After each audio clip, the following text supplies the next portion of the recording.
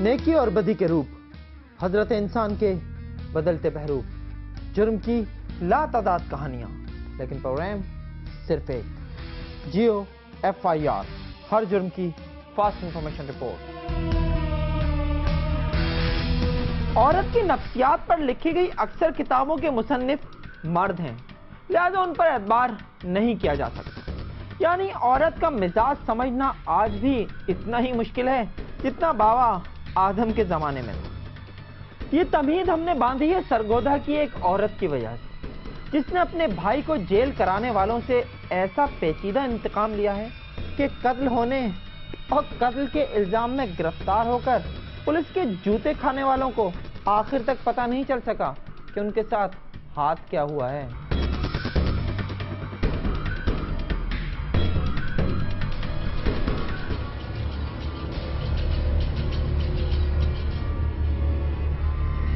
थाने के लॉकअप में शेरनी की तरह कैटवॉक करती इस औरत को देखकर आप सोच रहे होंगे कि ये कोई सोशल वर्कर है जो पुलिस की ज्यादतियों और कैदियों की हालत जार पर तहकीकी मकाला लिखने आई है।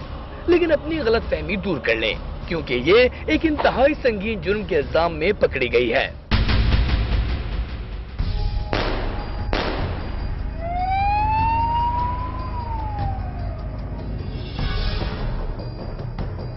इंतकाम और खून में डूबी इस कहानी की मरकजी किरदार कैटवॉक करने वाली गुलनाज बीबी ही है।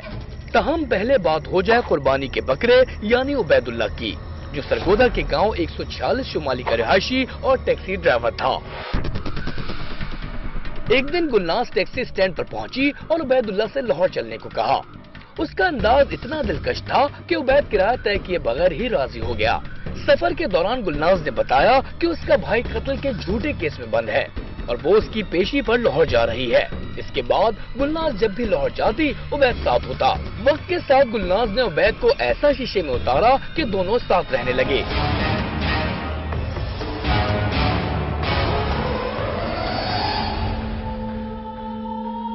दोनों के निकाह का कोई सबूत तो नहीं, तहम उबैद इस बात पर बहुत खुश था कि खुश शक्ल और करोड़पति जिम्मेदारनी उस पर दिलो जान से फिदा हो गई है, जिसने आते ही उसकी जिंदगी का नक्शा बदल दिया था। अब उसके पास पुराने की जगह नई टैक्सी थी, जबकि महंगे मलबूसात, बेहतरीन खाने और दीगर मजे उसके अलावा थे।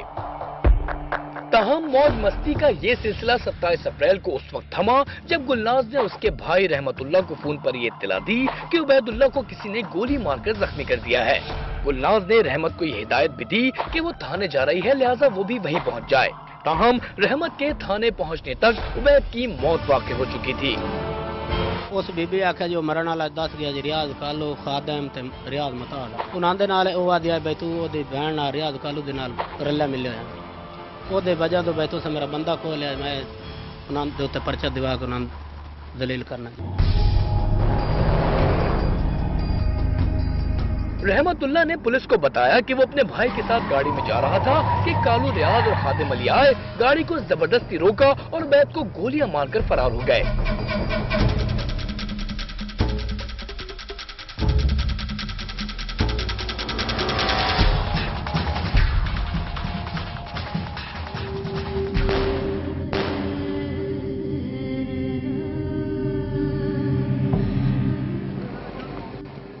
पुलिस ने फौरी कार्रवाई करते हुए तीनों नामजद मुल्जिमान को गिरफ्तार कर लिया, लेकिन तहकीकात आगे बढ़ी तो शवाहिद मुद्दई के बजाय मुल्जिमान के हक में गए, क्योंकि उबैदुल्लाह के कत्ल के वक्त तीनों मुल्जिमान अपने गांव में फसल की कटाई कर रहे थे। 22 घर हैं जिनके पास इधर रकबा है।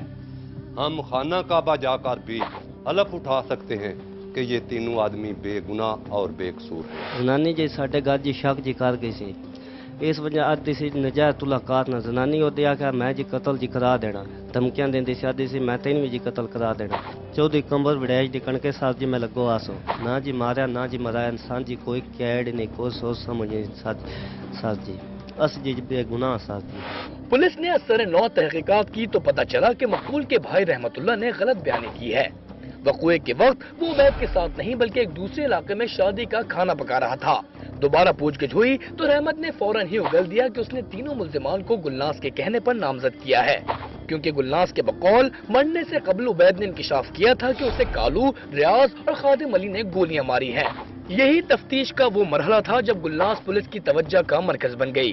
पुलिस ने गुलनास का टेलीफोन डेटा हासिल किया तो हकायक सामने आ गए और उसे गिरफ्तार कर लिया गया। गुलनाज बीबी ने ये कत्ल खुद करवाया। पहले उसने ये निशानदेही करवाई 2 अशखास को, एक अशखास को बाद में मोटरसाइकिल पे भिजवाया, खुद आके निशानदेही करवाई। जब हमारे पास आई तो उसने खुद ही साथ होकर ये वकुआ में ये मुसलमान नामजद करवाए थे। एतराफी बयान में जो हकायक सामने आए उनके मुताबिक गुलनास को इस बात पर गुस्सा था कि उसका भाई कत्ल के झूठे मुकदमे में सजा भुगत रहा है और जिन लोगों को वो इसका जिम्मेदार समझती थी उनमें कालू, रियाज और खादिम अली भी शामिल थे।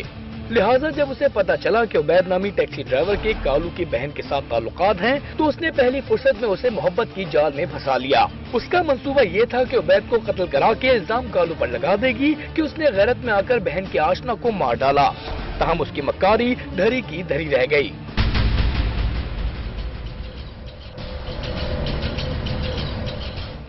जुर्म को कितनी भी जहानत से किया जाए, ये अपने पीछे कोई न कोई निशान छोड़ जाता है और ये निशान खा कितना ही पोशीदा क्यों ना हो, उसे तलाश किया जा सकता है। फर्ज शनासी वाहिद शर्त है और सरगोदा पुलिस ने अपना फर्ज निभाने में कोई कोताही नहीं बरती। जियो FIR के लिए कैमरामैन जहीर खान के साथ मलिक मोहम्मद असगर, सरगोदा।